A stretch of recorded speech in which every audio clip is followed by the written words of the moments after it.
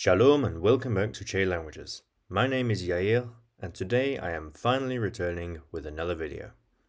Out of the world's major language families, it recently occurred to me that I have not once spoken about any of the Austroasiatic languages, which include well-known languages like Vietnamese and Cambodian, spoken by millions of people in Southeast Asia. However, there are many more Austroasiatic languages that are much lesser known and even I had no clue existed until recently. Also, they are surprisingly spread out, as you can see from this map. So in this video, we're going to talk about 5 of these much lesser known languages. Yalla, let's get straight to it. Now, I said let's get straight to it, but I just want to add something else here. If you didn't see my live stream the other month, then basically the reason for not being able to upload in the last few months was actually my technology, as my laptop just couldn't run the software anymore. However, I now have a brand new laptop, and while I was waiting for it to arrive, we also managed to reach 10,000 subscribers. I want to personally thank you all so much, as I couldn't be here today without every single one of you. I never thought we'd reach 10k on this channel, and I don't know if we'll ever reach 100k either. But now that I'm 1/10 the way there, it feels like it could be possible in a few more years if I get back to consistent uploading. Stay tuned for more videos, and I plan on doing something for the 10k special milestone too. That's all for now, so thank you once again, and let's get back to the video. The first language we'll be discussing today is spoken in the Indian Ocean on the Andaman and Nicobar Islands. This language is Char, pronounced with a CH, but unfortunately spelled like the common word for an automobile, which made researching information on this language annoyingly difficult. This is the location where the language is spoken, the island of Char and Nicobar, which is the origin of the name. The speakers of Char do not use that name for the language, and if you thought it couldn't get any worse, that the name is easy to confuse with an automobile in results, the endonym for the language is Poo. Char has 37,000 speakers, and it is considered a Nicobarese language with its own branch of the Austroasiatic language family. It is also the most spoken Nicobarese language, which should give you an idea of how little spoken these languages are in comparison to other Austroasiatic languages, which have up to millions of speakers each. Char has been heavily influenced by Austronesian languages, in particular Nias and Achenese have had the largest impact, and Char forms more of a Sprachbund with them than with other Austroasiatic languages. In terms of grammar and syntax, Char is a VOS language and also practices agglutination to a degree. Taking a look at phonology, we can see quite a limited number of consonants, but Char makes up for it in vowels. I would like to mention that there are 2 contrasting R's, and this retroflex R we've seen before in a previous video when talking about the Bangala language. I would also like to point out this interesting vowel, which I've only seen in a handful of languages before, but it does occur in some dialects of English, such as South African and Geordie. Moving on, here is the orthography that is used for writing Char, although the language is not written very often. It is also sometimes written in Devanagari script too. Finally, let's take a look at some samples of Char. First, we have a list of words compared with Proto-Nicobarese vocabulary. But for an actual sample, we have this text in Devanagari and Latin, with the translation here below. I wish I could have found more information on this language, but I will link a video in the corner of the screen right now if you're interested in listening to the language. That's all for Char right now. However, let's move on to our next language. This next language was actually mentioned in our last video on language isolates. This language itself is no isolate, however, but the speakers of this language had previously enslaved the Nihali people and over time influenced their language dramatically to the point that over 60% of Nihali vocabulary comes from this language.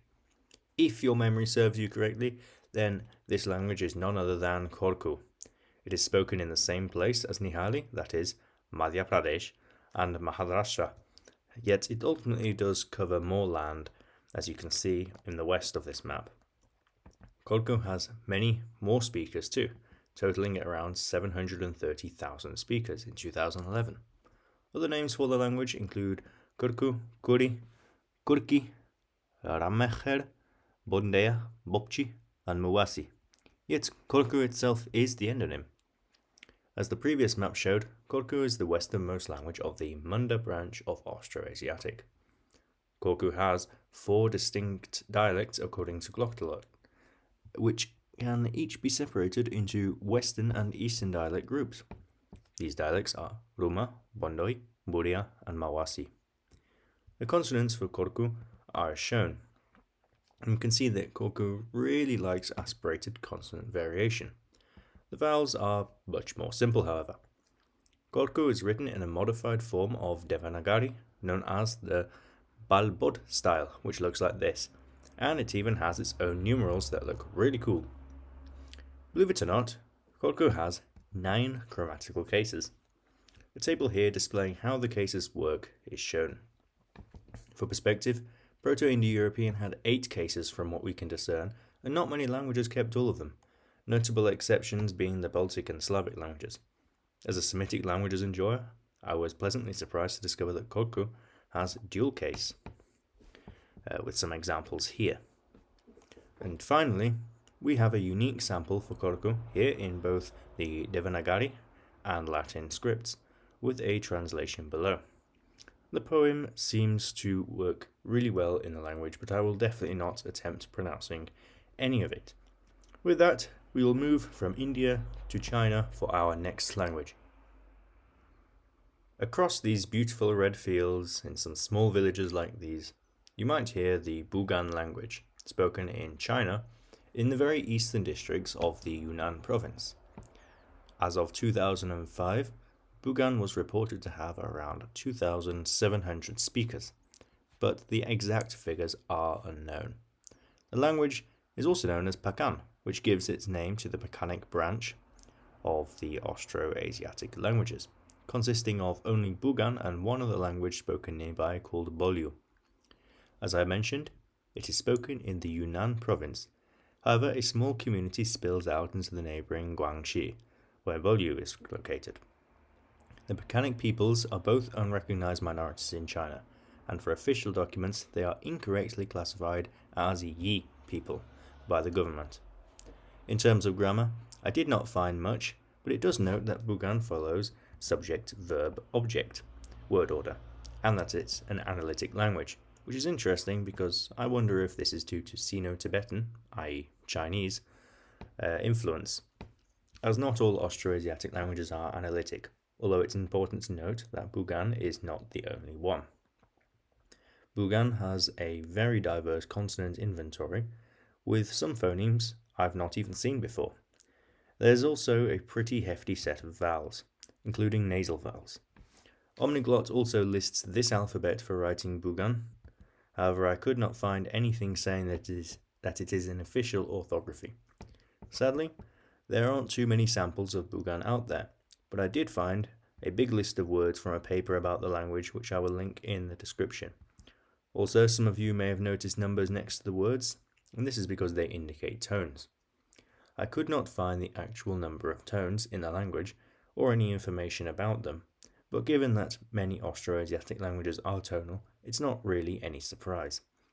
My guess would be 5 tones based on this list, but I'm not sure why the numbers are in double digits, and why some of them are different on the same word.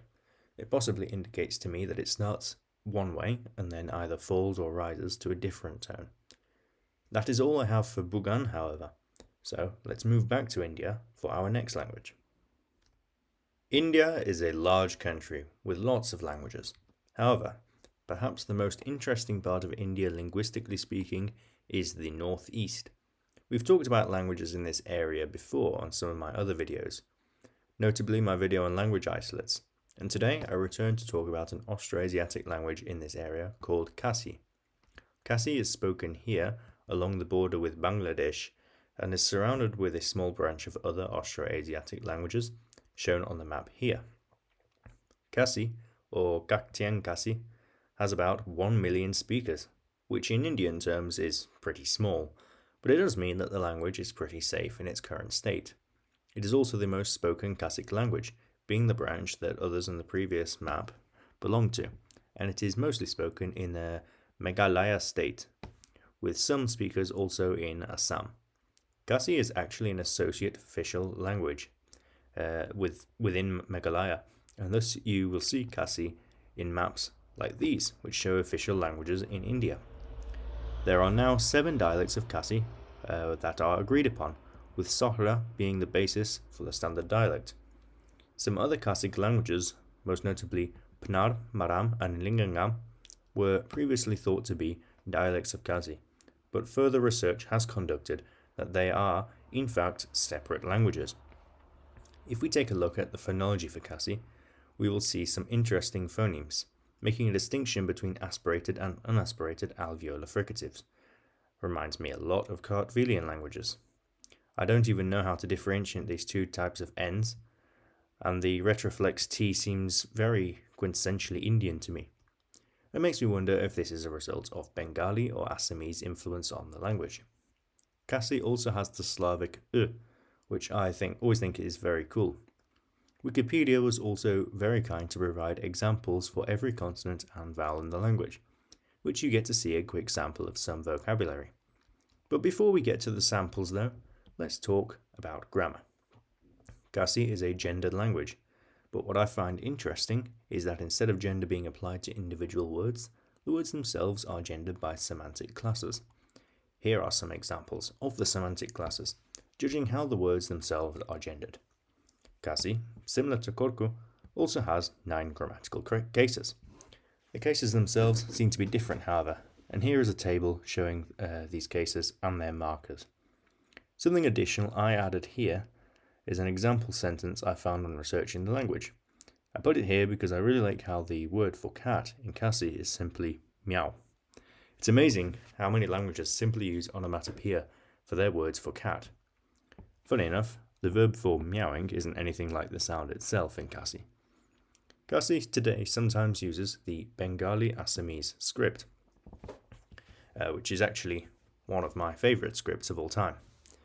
The language was first written down officially in 1813 using the Bengali script with an official orthography devised by a missionary, although it was already written sometimes in official settings using the Bengali script.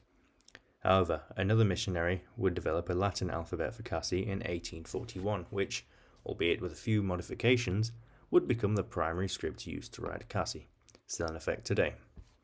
There is also a local legend of a lost Khasi script that once existed, which was given to them by God, but then a great flood would destroy all the records and everybody who could previously remember it perished, causing it to be lost. There could be some truth to it, as records of an undeciphered script have been found in Assam and are believed to be connected to Khasi, but for now it remains a mystery. Finally, let's look at our sample of Khasi both in Latin and Bengali Assamese script. This text is our classic Universal Declaration of Human Rights. In case you need to be refreshed, here is the English translation. That's everything I have for Khasi, however, so let's move on to our final language. The last language we will be talking about today takes us to neighbouring Burma, where you can find a cluster of closely related dialects called Taang, Daang, or academically Palawang. I will be using the name Taang as this is the endonym and is less ambiguous, as Palawang could be confused with Palawan, the language of Palau. The Taang have their own flag, which is cool, and the language is spoken within this circle in Burma. As you will notice, it's listed as 3 different languages on this map, and that is because scholars cannot quite agree on what it is. Wikipedia describes it as an Austroasiatic dialect cluster, but for convenience, I will count it as one language. Taang has 668,000 speakers according to Omniglot. However, a different source from 1982 on Wikipedia labels 560,000 speakers. Taang owns its alternate name of Palawang from the Palawangic sub-branch, ultimately related to our last language via the Khasi Palawangic branch. As I mentioned before, the situation on whether Taang is one language, and furthermore how to distinguish the dialects, is heavily disputed amongst scholars. It is believed that 3 divisions exist, these being Ruching, Rumai, and Shwe. Taang is spoken primarily in the Shan state in Burma. but communities exist in Thailand and once again in Yunnan due to the Burmese Civil War. I'm curious if any Tang speakers have met and interacted with any Bugan speakers in Yunnan, though they most likely would not be able to understand each other. There isn't too much information about Tang online, but I was able to find that the language follows SVO word order, and I'm also 90% sure that the language is tonal based off a video that I found of the language. I will link it below, as it's a song in Taang that is worth listening to. The phonology of Taang is a little crazy, similar to most of the languages we've looked at today. I don't know why so many N sounds exist, and the vowels are really cool. Taang uses the Burmese script, which, once again, is awesome, but I could never read it myself. This is not related to Taang, but I can read Georgian, and I want to point out that the Burmese letter Ta is identical to that of the Georgian letter Tani, which both make the T sound. This is surely just a coincidence, but it's absolutely insane, and I just couldn't help but notice it. However, moving on, we have a sample of Taang provided on Wikipedia. Sadly, there's not much online that can be found in the language except for a few words on articles studying the dialects. This sample appears on multiple sites and appears to be from some poem written within the Taang culture. I don't have anything else to say about Taang, and thus I will conclude this video. Thank you all for watching, but more so for returning. As I mentioned, this video has been in production for months now, but the technology that I was working with limited me to producing it, and somehow I've gained over 500 subscribers in the last few months despite making no videos, which has pushed me over the edge to 10,000 subscribers now. I can only apologise for the wait, but I hope to be back at a more regular schedule from this point onwards. Nonetheless, I hope you all enjoyed the video and learnt something new today. I look forward to talking with you all in the comments, and I will be back again in the next video. Thank you, and goodbye.